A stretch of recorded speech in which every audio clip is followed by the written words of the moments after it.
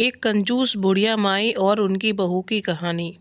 कार्तिक मास की स्नान दान की कहानी। एक बुढ़िया माई थी जो चातुर्मास में पुष्कर स्नान किया करती थी। उसके एक बेटा और बहू थे। सास ने बहू को फलाहार उपवास में खाने योग्य बनाने को कहा तो बहू ने खाली टिफिन ही रख दिया। बेटा माँ को पहुँचाने के लिए पुष्कर गया। रास्ते में माँ से बोला, माँ फलाहार कर लो। जहाँ पानी मिला वहीं फलाहार करने बैठ गई तो भगवान की कृपा से खाली टिफिन फलों से भर गया। माँ ने फलाहार कर लिया। पुष्कर माँ के रहने के लिए झोंपड़ी बनाकर बेटा वापस घर आ गया। रात्रि में श्रावण मास आया। बोला, बुढ़िया माई दरवाज़ा खोल। तब बुढ़िया माई ने पूछा, आप कौन है? मैं श्रावण मास। बुढ़िया ने तुरंत दरवाज़ा खोल दिया। बुढ़िया माई ने शिव पार्वती की पूजा अर्चना की, बेलपत्र से अभिषेक किया। जाते समय श्रावण मास ने बुढ़िया माई को आशीर्वाद दिया और झोंपड़ी की एक दीवार सोने की हो गई। भाद्रपद मास आया। उसने भी दरवाज़ा खोलने को कहा। बुढ़िया माई ने दरवाज़ा खोला। सत्तू बनाकर कजरी तीज मनाई। भाद्रपद मास ने बुढ़िया माँ को आशीर्वाद दिया और झोंपड़ी की दूसरी दीवार भी सोने की हो गई। फिर अश्विनी मास आया। उसने भी दरवाज़ा खोलने को कहा। बुढ़िया माई ने दरवाज़ा खोला। पितरों का तर्पण कर ब्राह्मण भोज कराकर श्राद्ध किया। नवरात्रि में माँ दुर्गा को अखंड ज्योति जलाकर प्रसन्न किया। सत्य की विजय दिवस के रूप में बुराई का अंत की और खुशी में दशहरा मनाया। अश्विनी मास ने जाते समय प्रसन्न होकर तीसरी दीवार भी बहुमूल्य रत्नों से जड़ित कर दी। बुढ़िया माई को सदैव प्रसन्न रहने का आशीर्वाद दिया। इन सब के बाद कार्तिक मास आया। उसने भी दरवाज़ा खोलने को कहा। बुढ़िया माई ने दरवाज़ा खोला। अति प्रसन्न मन से कार्तिक स्नान किया। दीपदान का दिवाली गोवर्धन पूजा, भैया दूज, गोपाष्टमी, आंवला नवमी मनाई। कार्तिक मास ने जाते समय आशीर्वाद दिया और झोंपड़ी के स्थान पर महल बन गया। बुढ़िया माई गरीबों की सेवा कर भजन कीर्तन में अपना समय व्यतीत करने लगी। बेटा अपनी माँ को लेने आया तो माँ और झोंपड़ी को पहचान न सका।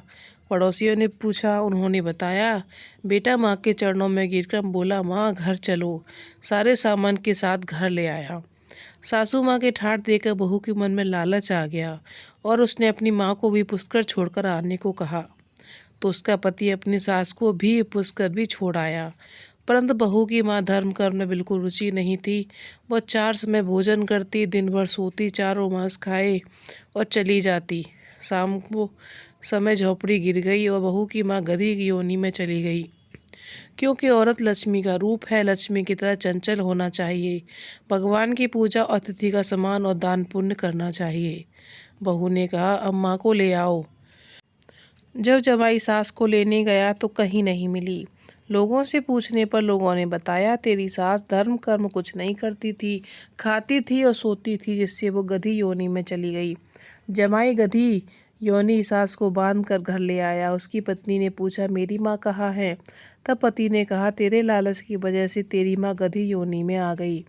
बड़े बड़े विद्वानों, ब्राह्मणों, ऋषि मुनियों से पूछने पर उन्होंने बताया कि तेरी सास के स्नान किए पानी में स्नान करने पर उसे मनुष्य योनि मिलेगी। तब बहू ने ऐसा ही किया और उसकी माँ पुण्य मनुष्य योनि में आ गई। बुढ़िया माई ने धर्मशास्त्र के अनुसार बताया कि जो व्यक्ति कार्तिक के पवित्र माह के नियमों का पालन करते हैं वह हर्ष भर स्वास्थ्य, सुख और समृद्धि पाते हैं।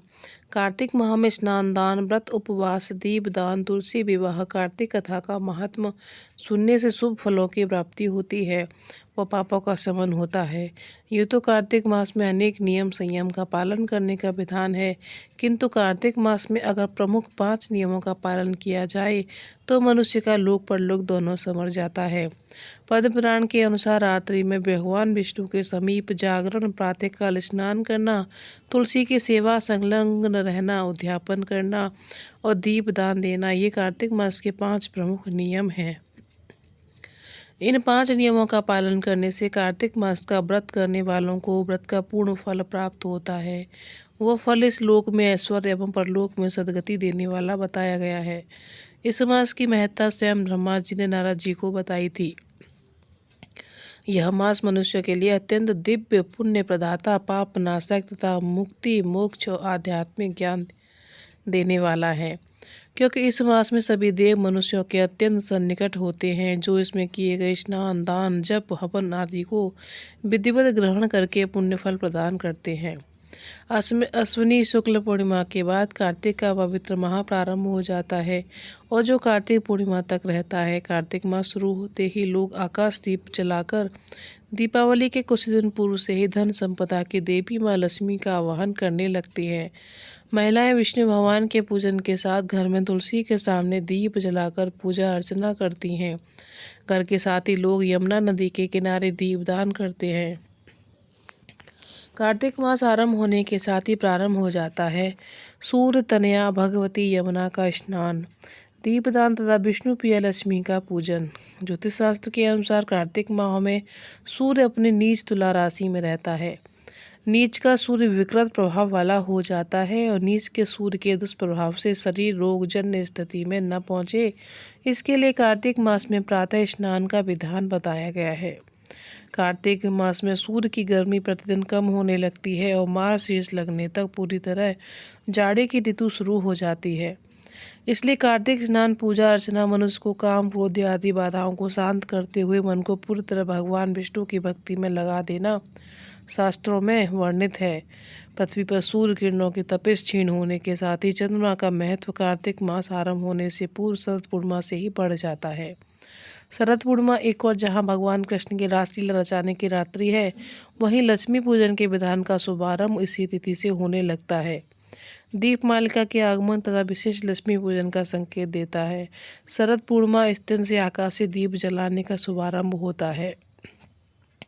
आकाश को दीपक दिखाना अर्थात ब्रह्मांड के नियामक सूर्य और चंद्रमा के साथ ही भगवान विष्णु के लिए दीपदान अत्यधिक श्रेयस्कर होता है।